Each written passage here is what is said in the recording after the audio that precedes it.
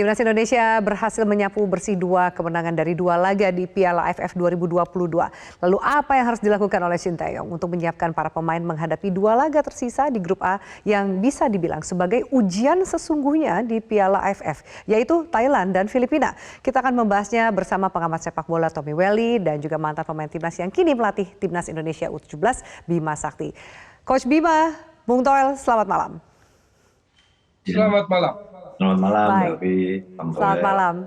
Ya, Baik, Coach. Bapak-Bapak, terima kasih kita sudah bertemu lagi berbicara mengenai sepak bola. Saya akan ke Coach Bima terlebih dahulu. Apa yang bisa Anda komentari, Coach Bima, dari 2 laga yang dijalani Indonesia, termasuk juga di mana Sinteyong menurunkan starting 11 yang berbeda dan membuahkan panen gol seperti itu. Adakah catatan dari Anda? Yang pasti ucapan selamat ya buat timnas kita yang sudah bertanding di 2 pertandingan awal melawan Kamboja 2-1. Walaupun di pertandingan awal memang kita tahu di sebuah turnamen pasti akan ya terjadi kesulitan adaptasi dalam pertandingan, apalagi kita juga sempat libur kompetisi lama. Kemudian di pertandingan kedua melawan Brunei kita bisa bangkit dengan beberapa rotasi pemain, dan yang pasti ini menjadi modal buat pertandingan selanjutnya di tanggal 29 nanti melawan Thailand.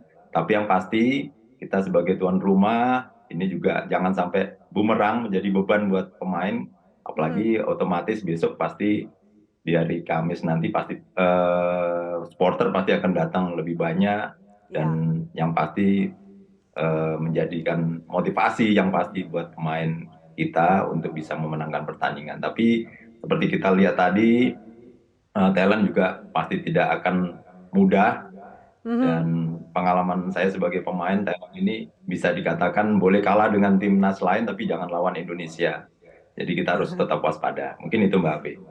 Baik, Coach Bima. Bung Toel, bagaimana Anda melihat ada rotasi pemain yang dilakukan, ternyata berbuah manis, ada 7 gol yang dicetak saat melawan Brunei Darussalam. Apakah Anda lihat ternyata rotasi pemain ini membuktikan skuad Timnas Indonesia ternyata lumayan merata di semua lini sampai kemudian pemain lapisnya, Bung Toel?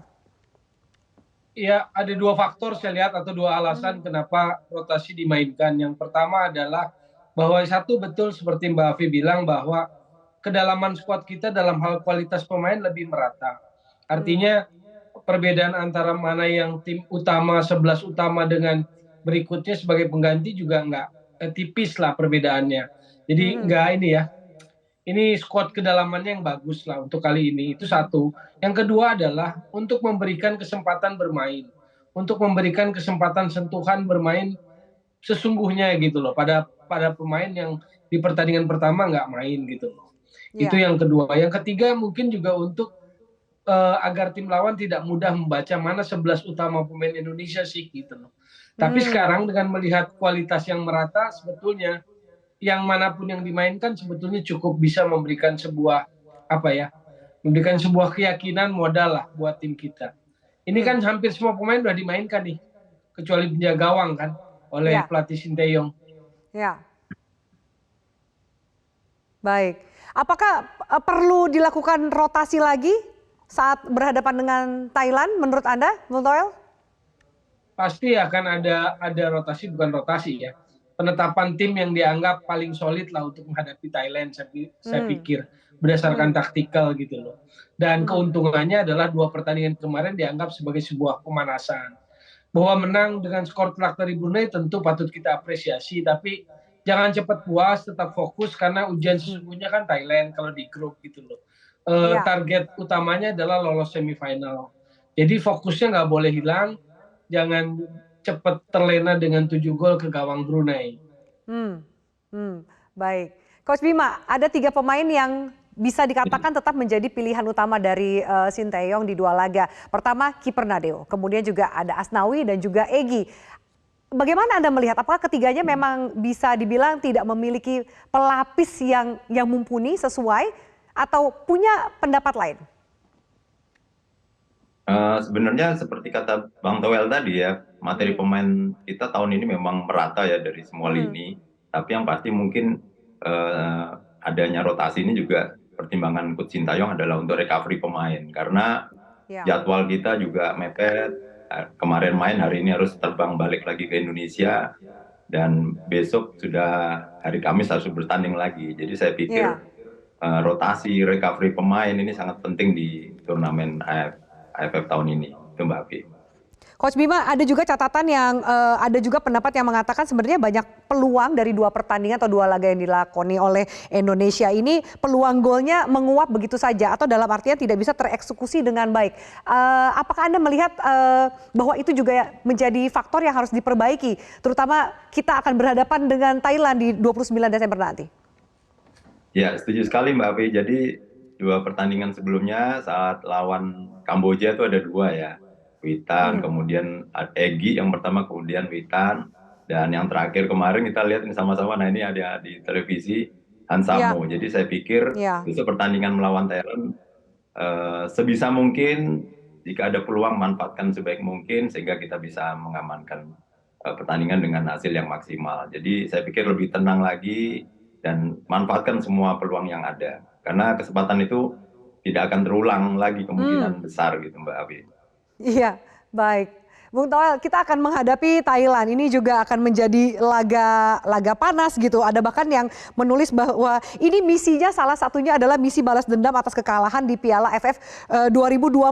Bagaimana Anda lihat kesiapan dari timnas Indonesia berhadapan dengan Thailand nanti? Ya, saya pikir materi tim ini cukup mumpuni lah untuk menghadapi Thailand ya. Keuntungannya, kalau kita mau bilang keuntungan, Chanatip nggak masuk di tim Thailand kali ini, Chonatip Songkrasin gitu loh. Itu keuntungan lah kalau menurut saya dari sisi kekuatan Thailand tidak diperkuat oleh Chanatip. Tapi tetap Thailand dah Thailand, dia jagonya AFF, sudah 6 kali juara. Jadi ini akan pertandingan yang menurut saya ketat. Cuman harus diingat, oke lah, selalu ada apa ya, gimmick-gimmick balas dendam karena banyak kalah, juga terakhir kalah di final 2020 AFF. Tetapi objektifnya jangan hilang. Golnya jangan hilang, kan golnya juara. Sementara ini kan masih pertemuan di semifinal. Jadi pasti objektifnya tetap akan dijaga oleh pelatih Sinteyong, fokusnya tetap akan dijaga karena ini kan baru pertempuran kecil. Belum memenangkan peperangan. Bagian dari memenangkan peperangan adalah lolos semifinal, memenangkan semifinal, lalu memenangkan final dengan siapapun gitu loh. Tapi tidak kalah dari Thailand adalah bagus. Oke, baik. Coach, seperti apa sih menjaga fokus dari pemain? Karena itu juga tadi beberapa kali disampaikan juga oleh Bung Toel. Jangan sampai ternyata ini kita pertama jumawa dengan 2 kemenangan sebelumnya. Tapi juga jangan terlalu agresif sampai kemudian tidak tepat pada fokusnya. Seperti apa yang ritme atau motivasi yang harus dijaga oleh para pemain, apalagi jika sudah bertemu di lapangan? Yang pasti kita harus tetap fokus ke pertandingan ya Mbak Afi ya, dan jangan terpengaruh, terprovokasi dengan tim lain, tim lawan maksudnya.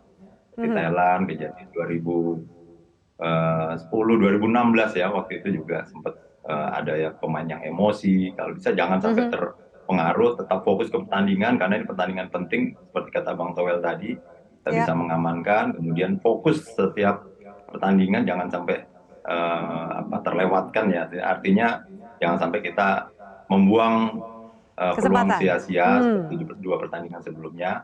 Dan seperti kata Bang Toel tadi, ini Thailand memang walaupun tanpa Chanatip yang sempat terpilih 3 kali menjadi pemain terbaik AFF, tapi mereka tetap ada Terasil Dangda, kemudian Abisat, ya kemudian ada Kapten Teraton. Saya pikir ini masih menjadi kekuatan vital ya buat timnas Thailand. Yang pasti yang paling terpenting adalah Mbak Afi, jangan terpengaruh dengan provokasi tim lawan dan jangan sampai beban dengan dukungan supporter kita, malah menjadi motivasi.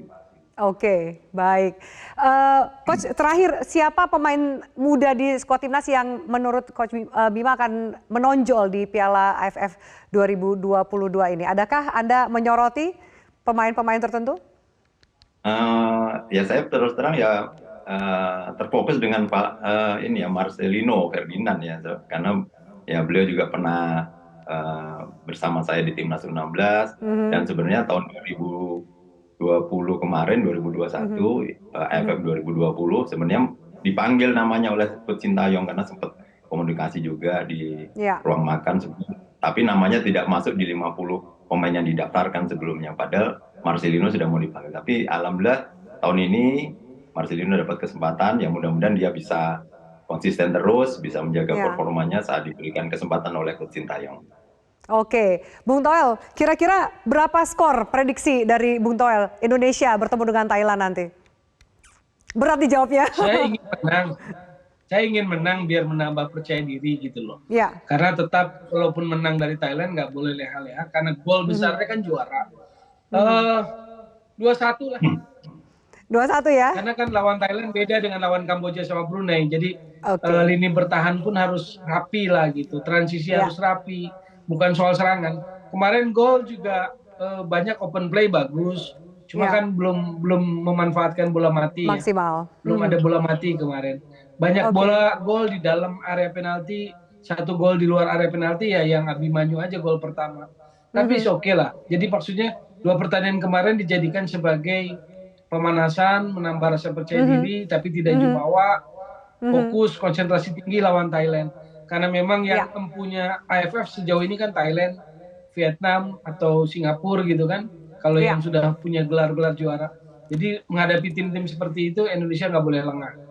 Oke, baik. Kita doakan yang terbaik dan juga kemenangan untuk Timnas Indonesia. Terima kasih Coach Bima, terima kasih Bung Toel untuk diskusi kita pada malam hari ini.